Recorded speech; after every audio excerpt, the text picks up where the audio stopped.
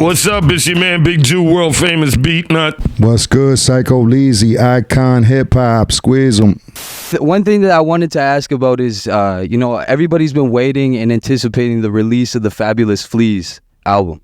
And is there any news about that? Are we gonna get that anytime soon? It's never. I don't think that's ever gonna go. That's never get no NFT or anything like that. I don't know. I mean, if Tip and Paz or one of them. I mean, yeah, I don't know. Yeah, we'll have to check up on them and see. We're waiting on Tip. Yeah, that was some. I don't know. That was an idea that never came to fruition. Just fooling around in the studio. Yeah, who knows? Maybe. Yeah. I think a lot of people would love to hear that. But speaking of those days when you guys were, at the youth outreach program and you guys were, really kind of like cutting your teeth in and getting into the beat game, like, before the budgets where you guys had the equipment and the setups, like what did the basement setup look like? Like what kind of equipment were you guys using back then, like when you were cutting these tapes? I mean, it was very, minimal. Like I had like a Digitech, like 8-second sampler that we used to rig it to chop, beats up, just being, innovative with the little that we had. Because back then you just wanted to hear shit looped up, and so it wasn't, just to form basic ideas and then, go into the studio and with more equipment and put it together. Right. And I heard a story that you sold a chain to get a TRS 707 and 808. Do you still have the 808? Still have the 808. I got rid of the 707 to some local cats that used to rap in my neighborhood. They needed a drum machine, so I just sold it. But I had to keep the 808 because that's legendary, So I still have it, and it still works. Right. Yo, I heard a story, and I think you might have told it one time in an interview, but I don't think I've heard your perspective on this. But was there a situation where Big Pun threw a punch over a chicken wing? Did that happen? No. Threw a punch over well, I'm sure. I'm sure, yeah. At least once. At least one punch. Not with us, but yeah, I'm sure. All right, yeah. I can see how, I'm sure someone has a story out there about that. Today in modern rap, there's a lot of conversations going around about ghostwriting. That's a huge topic. And, you guys obviously, are the masterminds behind Chia Lee's first project, and you guys, orchestrated that. What is your guys' opinion? Like, where do you stand on ghostwriting? I'm kind of interested to hear what you guys think about that. Yeah, I don't see a problem with it. I can see how, you guys would have that perspective. It's kind of interesting because I feel like there's been like a narrative about ghostwriting being like not in hip hop. Or if you got a ghostwriter, don't expect no props from me, because I'm not gonna give you props. You didn't do shit. I'm gonna give you ghostwriter props. Right. Less is tough on niggas. I mean, think about it. If there wasn't no ghostwriting, we wouldn't have incredible songs like Still, the Dr. Dre song. Yeah. No, that's great. Yeah, look, Jay-Z wrote Bulls. Yeah, that's great. So, I mean, yeah. Like, if you're not an MC, son, and you just, whatever. To each his own. I just like good music. If it's good, and it's done right, that's what matters, I think. Right. Can't be so judgmental. It's fucking music. Yeah, right. For sure. So, you guys are obviously like masterminds behind production. You guys have, mastered that. But yeah, absolutely. Diabolical, geniuses. But you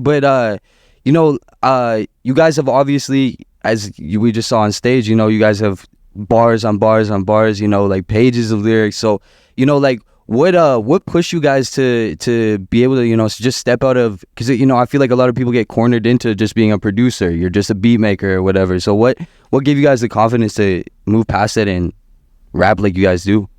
When we started, back in the days, like, you wanted to do everything. You break dance, DJ, MC, you wanted to do it all. Yeah. So, I mean, we come from that, that generation where you just want to do anything and everything that you know, had to do with hip hop. Yeah. You know what I'm saying? Graffiti, you wanted to do it all. Right. So I mean, yeah. So that's it was still new. Hip hop was still new when we was coming up. So of course we wanted to do it all, like Ju said. You know.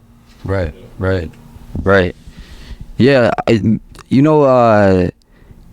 guys were a part of a huge instrumental, pivotal moment in hip hop with when Native Tongues was coming out, and they were getting together, and there's the stories of you guys being in the studio with them and working with them, and what was some of the most important things that you learned being around those guys at that time? I mean, you guys were pretty young, right? And they were a little bit ahead of you guys, I guess. Were they mentoring you, or was there things that you were learning and picking up? Learning shit from us. What are you talking about?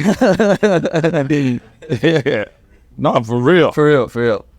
Yeah, we was, it was like a creative shit. Everybody was getting, everybody was learning and getting their shit on around that time. Yeah. Everybody would bring shit to the table. If we had ideas or records or beats, we would bring it to the table, and, everybody pick and choose whatever, Right. It was a vibe. Right. Yeah. But definitely, Jungle Brothers definitely showed us a lot of shit, just how to go on the road and do shows, and we was early going to shows with them and watching them and seeing how they rock crowds and how they work in the studio, and watching real, getting real friendly with engineers and learning tricks, and so yeah, we was, give a lot of props to the Jungle Brothers. No, for sure. They named us, really, yeah. They named me JuJu, they named us the BEATNUTS, all that shit, yeah. Jungle Brothers. And they gave us our first big project, which was the Chi Ali project. Chris Lighty. Yeah. And if it wasn't for that project, the Relativity would have never even signed us, because that's the reason we got signed, because we produced and wrote that whole album, so. Right, yeah. No, that's it's an amazing fucking story that's still going on to this day. One thing that you guys have always done is represent the Latino community in hip hop. Represented the Latinos. I know you guys have some skits about yeah. No, I think pretty well. I think you guys have done a pretty good job. You have some skits on those early projects where you got people talking shit about, oh, you guys don't have the soul, you know what I mean? But it's we're actually huge fans of Casa Parlante, and we saw that you guys actually went in and checked that out. Do you have any reaction to that, or what did you think about that? It was a dope experience, just that crowd is really fucking off the hook. There was a lot of energy, man, so it was dope. Yeah, definitely check out that episode if you haven't seen it. The BEATNUTS came through. It's a fucking crazy piece of content. Do you guys ever get in the studio or spend time around Mobb Deep? We just was in Africa and Germany, in Africa with Noid and Havoc. Yeah, yes. Those are the homies. Yeah, fuck yeah. Yeah, Havoc is doing an album called Mega right now. Right. Which, looking forward to hearing that. Right. That's definitely back in the days. I was in a few sessions with Mobb Deep, Alchemist, and everybody. The whole, Prodigy was around. Hell yeah, definitely. Right. It was on the same label. Let me tell you a crazy story. I was at Loud Records with Prodigy one time, and this is when we used to give each other tapes with beat tapes. So I gave him a beat tape, and he took it, good looks, boom. And guess what I wrote on that beat tape? I wrote Murder Music. And later, that was the name of his album. Think about it. That was the first time anybody had wrote that shit on a cassette. I wrote that shit. Murder Music, boom. Here, put it in his hands. Spell it the way he did. M-U-Z-I. Same shit, man. Same shit. Murder Music. M-U-Z-I-K. It just goes to show you, ideas come from all over the world. You never know where motherfuckers. But believe me, I'll never forget that shit because you know that was a ill tape I gave him. So no doubt, R.I.P. my dude. Rest in peace. For sure, the legend. You know, as rappers and producers and people involved in hip hop, there's always like a level of competition that's involved in it. You know, there's always that kind of competitive edge, whether it's friendly or whether it's, you know, for real. Who back in the day or now or, you know, nobody had you sweating ever. Never. You guys never heard nothing that made you get in the studio, nothing? Even this guy? Even this? Que puede con nosotros. No way. For you too? I mean, pretty much we inspire each other, man. Like that's every album you ever heard is beats that I took from JuJu and JuJu took from me. So that's the way we would pick songs for the. So any beat that I ever made is because JuJu picked it. Any beat that you hear from JuJu is because I picked it, and we would pick each other's best beats. Right. Every album, you know it. What Love Red Hot Lover song? All Diddy. What the hell is that? Red Hot Lover. Who's that? Red Hot Lover. What about him? I never did nothing with that dude. Why would you bring that guy up? Flip Willis.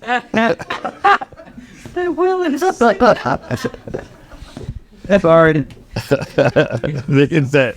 What about Red Hot Lover Tone? Why do you think we've told him punk, bro? That's a gay name too, not for nothing.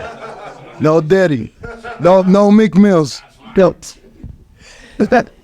No man. Rick Ross. Rick Rose.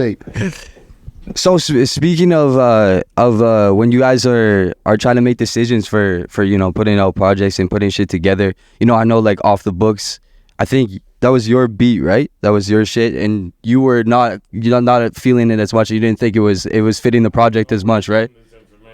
That's fuck. Sure, whatever you say. I don't want to put words in your mouth. Is that not true?